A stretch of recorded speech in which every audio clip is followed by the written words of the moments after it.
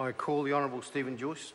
Mr Chair, well, with the greatest respect to our dear friend opposite, that speech made a word cloud seem coherent in its analysis of the New Zealand economy.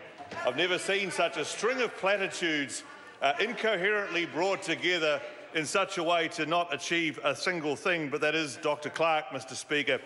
Mr Speaker, the fundamental challenge for the New Zealand economy is to grow faster than other parts of the world.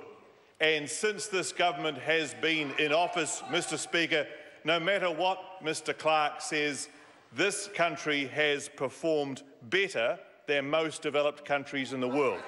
And why is that, Mr Speaker? Because this government, Mr Speaker, and the agencies that support it, Mr Speaker, this government is doing the job of encouraging businesses to grow, invest, have confidence, hire more people, Mr Speaker. 74,000 additional new jobs in the last year, Mr Speaker.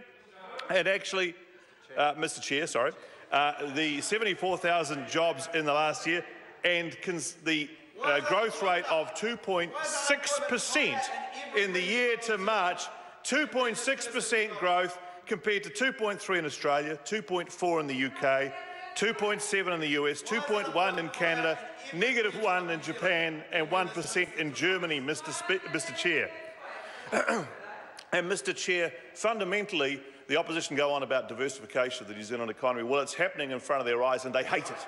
Right. They talk the New Zealand economy down, Mr Speaker. They can't bring themselves to look at the ICT industry, which is growing flat out, Mr Chair, across New Zealand to the point where we're adding 2,000 or 3,000 new jobs a year. They can't bring themselves to look at the wine industry, Mr Chair, which is growing dramatically. They can't bring themselves to look at the kiwi fruit industry, which has recovered incredibly well from the kiwi. They can't look at the apple industry, Mr Chair, which is also growing well. They can't look at the beef industry, Mr Chair. They can't look at the high-tech manufacturing industry. Manufacturing's PMI, the indicator for growth in manufacturing, 55 last Friday. Services, Mr Chair, today, 58. They can't bring themselves to look at that. The tourism industry, growing 9% in the last month. In June, in the coldest month of the year, growing 9%. The international education industry, Mr Chair, growing dramatically and now at 2.85 billion. The construction sector also growing dramatically. The only person that doesn't believe us is Mr Clark, sitting over there with his eyes firmly shut, Mr Chair. So yes, it is a challenging time for the dairy industry. But the good news, Mr Chair, is this, is that New Zealand has a strong and diverse economy as a result of the confidence that the businesses express because of such things as the management of the New Zealand economy by Bill English and the business growth agenda, which is the most comprehensive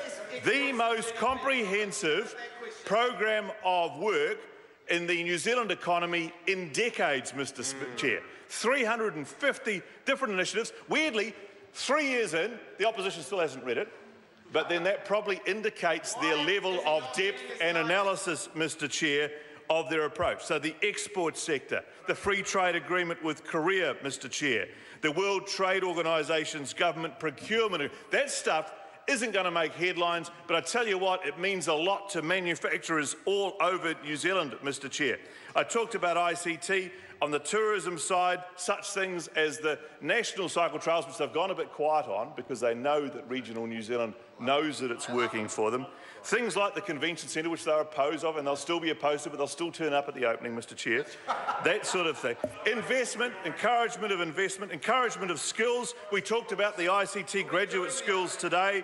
R&D tax losses that we've cashed out, Mr Chair. The R&D growth grant program, which is growing, that's in the innovation space. The natural resources sector, Mr Chair, a lot of work going on there. The regional growth programs, which again they don't want to talk about. So if you forget all the industries that are doing well, if you forget all the government initiatives, if you close your eyes to all the regional growth programs, if you determinedly sit there and say it's the worst economy in 25 years, then Mr Clark may be able to convince himself, Mr Chair, that nothing's happened, but he's wrong. Yeah. Full time.